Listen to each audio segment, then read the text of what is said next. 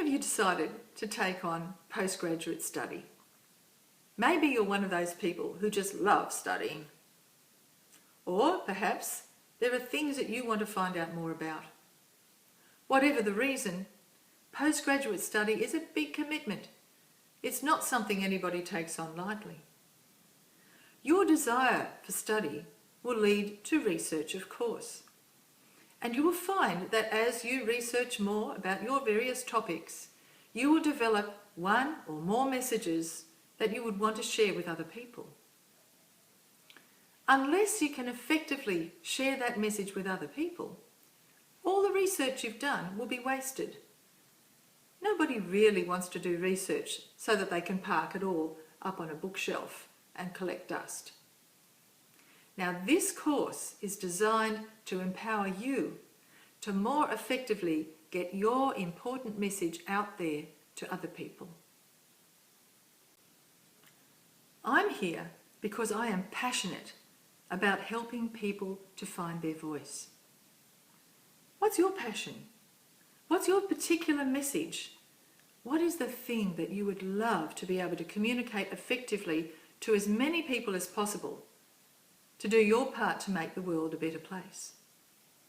Now, whatever it is, for most of us, the thing that stops us is nerves. Let me tell you about one of my students, Laura, who did a course similar to this. Laura had to get up and say her name in front of a group of students the first time, and she was so nervous about that her body started to tremble, she started sweating, her face went red, her voice quavered. She was barely able to even get her name out. And yet, after a short course like this, when she did her student seminar, she was voted as the best student speaker. Or perhaps you're a person who doesn't suffer from nerves that much and you might be a seasoned speaker. Well, even you can benefit from a course like this, because certainly all of us can benefit from improving our public speaking skills. So let's talk about that. Why is a course in oral communications important? I can give you 3 reasons. Firstly, on a personal level. Speaking is an integral part of our lives. And it would be a very good thing for all of us to find ways to become more effective communicators, both in speaking and in listening. Another one of my students, Katrina, had this to say at the end of the course. I have learned more than I expected to in relation to delivering a speech, and I find my everyday speaking with others has improved also. Secondly, as an academic in your field of research, you must be able to communicate your knowledge and expertise effectively, not only to your peers, but to a general audience. Otherwise, your research is wasted. Finally, as a professional in the workforce, your success or your failure may be dependent on your communication skills. According to the Wall Street Journal of 1999, the ability to communicate ranked first among personal qualities of college graduates sought by employers. Excellent communication skills are essential if academics are going to be able to contribute to informed decision-making within the community and within government. Think about that. Otherwise, as Trish Fanning says, if we can't communicate our ideas, our research results, aspirations, plans, policies or procedures, then we are failing as environmental professionals. When you complete your studies and you leave the university, regardless of your field of study, employers demand above all things the following generic skills. Number 1, oral communication skills. Number 2, oral presentation skills. And thirdly, written communication skills, all of which are contained in this course. I invite you now to take a moment and read the 3 articles listed under Importance of Oral Communication in Module 3 of the course materials on the Blackboard site. I'm assuming now that you have been into Module 3 and you've read those 3 articles, and now you have learned about the importance of oral communication skills in business and in science. Now I'd like to tell you something very important. Oral communication skills are learned. Nobody is a natural born speaker, and you can tell. Just think about all those lectures and seminars and conference presentations you've attended where the speaker was deadly boring. What made them so bad? Pause for a moment and jot down your thoughts about this. What did you see? What did you hear? Perhaps they spoke with a monotone. Or perhaps they had some kind of body movements that were repetitive and distracting. Maybe it was their visual aids that were distracting. Perhaps they were so complicated that you just didn't understand anything at all about their presentation. Or maybe the problem was the lack of connection with the audience. Maybe the speaker had no eye contact at all with the audience. Or perhaps the speaker you remember was not at all prepared, hadn't rehearsed, or worst of all, did the speaker go over time? You have observed poor presentation skills. In this course, we're going to learn how to avoid these and to replace them with good presentation skills. So what makes a speech or a seminar or a conference presentation good? Well, outstanding speakers have such an impact on their audience because they know their subject. They are prepared. And they're passionate about their subject. And thirdly, they know how to connect with their audience.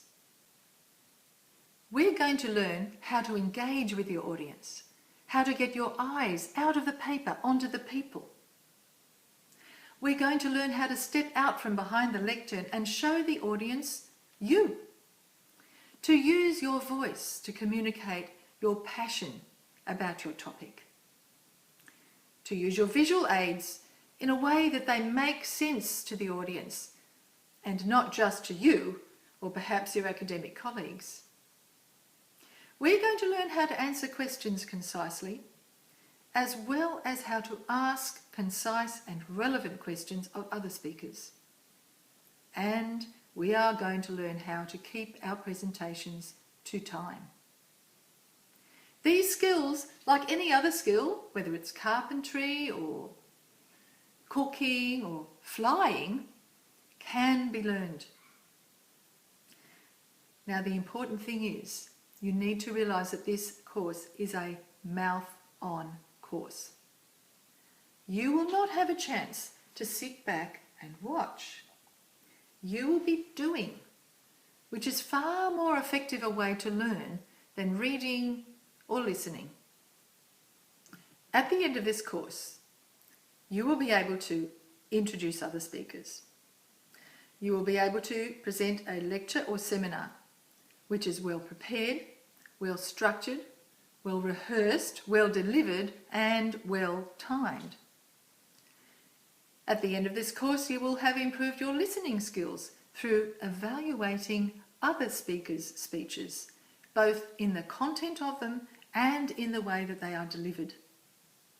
By the end of this course, you'll be better at impromptu speaking and asking and answering questions.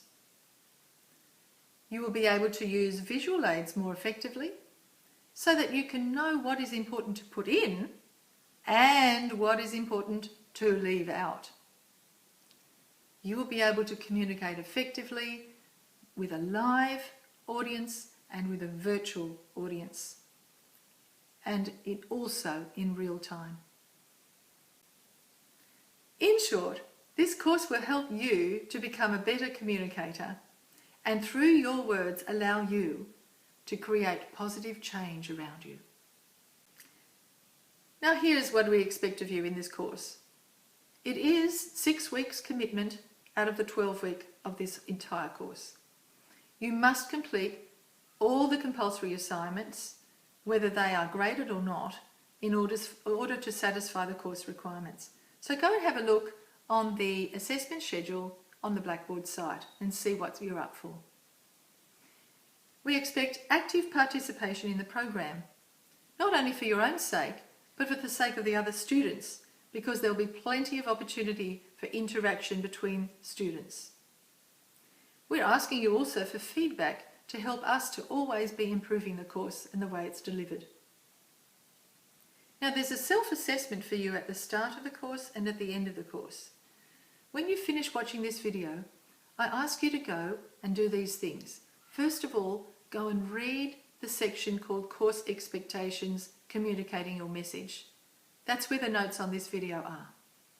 And once you've looked at that, go and complete the preliminary questionnaire and also the self-assessment survey. Well, once you've completed those three things, here are the next steps. Just work through each of the elements in Module 3 in order, and remember to submit all the activities as you complete them. Remember, always keep a reflective journal entries up to date as you go. The complete journal will be due in week 12 of the course. And don't forget, always contribute to the discussion board. That's where it might get quite interesting. Confucius said, "I hear and I forget. I see and I remember." I'd like to add to that, I do and I understand. So, let's do it.